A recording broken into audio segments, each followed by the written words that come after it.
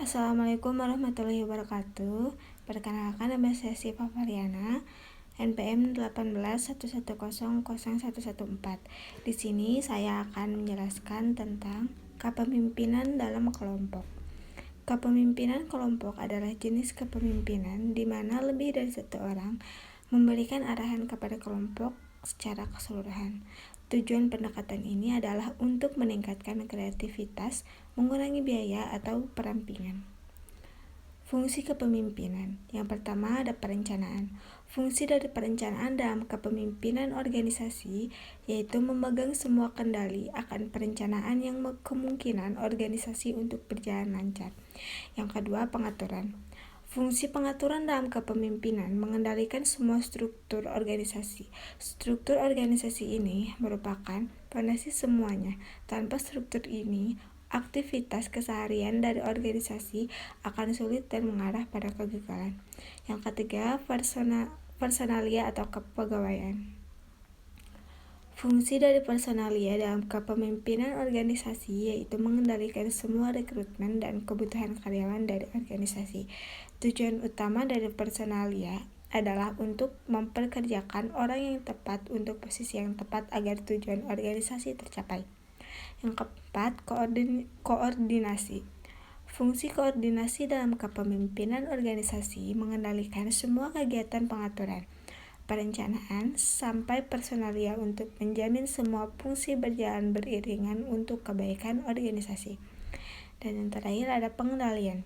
Fungsi pengendalian dari kepemimpinan organisasi sangat berguna untuk menjamin semua fungsi berada pada jalurnya dan berjalan dengan sukses. Pengendalian akan membutuhkan adanya standar pengawasan output karyawan untuk menjamin performa masing-masing karyawan memenuhi standar. Selanjutnya ada gaya kepemimpinan dalam kelompok. Yang pertama ada kepemimpinan otoritas. Kepemimpinan sangat dominan dalam setiap pengambilan keputusan dan setiap kebijakan, peraturan, prosedur diambil dari idenya sendiri. Yang kedua ada kepemimpinan birokrasi. Gaya kepemimpinan ini biasanya diterapkan dalam sebuah perusahaan dan akan efektif apabila setiap karyawan mengikuti setiap alur prosedur dan melakukan tanggung jawab rutin setiap hari. Yang ketiga ada kepemimpinan partisipatif. Dalam gaya kepemimpinan partisipatif, ide dapat mengalir dari bawah atau anggota karena posisi kontrol atas pemecahan suatu masalah dan pembuatan keputusan dipegang secara bergantian. Yang selanjutnya ada kepemimpinan delegatif. Gaya kepemimpinan ini biasanya disebut laissez-faire, di mana pemimpin memberikan kebebasan secara mutlak kepada cara anggota untuk melakukan tujuan dan cara mereka masing-masing.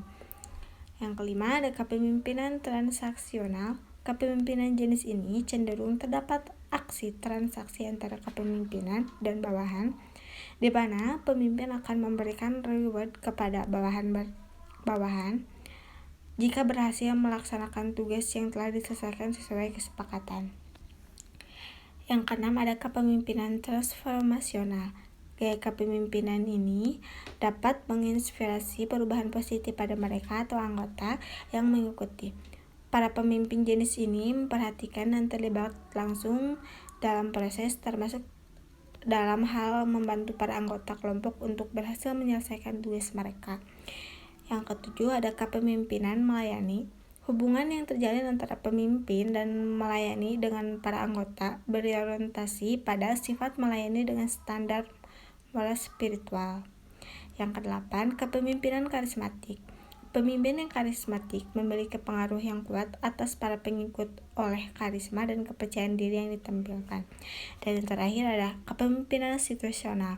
Pemimpin yang menerapkan jenis kepemimpinan situasional lebih sering menyesuaikan setiap gaya kepemimpinan yang ada dengan tahap perkembangan para anggota, yakni sejauh mana kesiapan dari para anggota melaksanakan setiap tugas.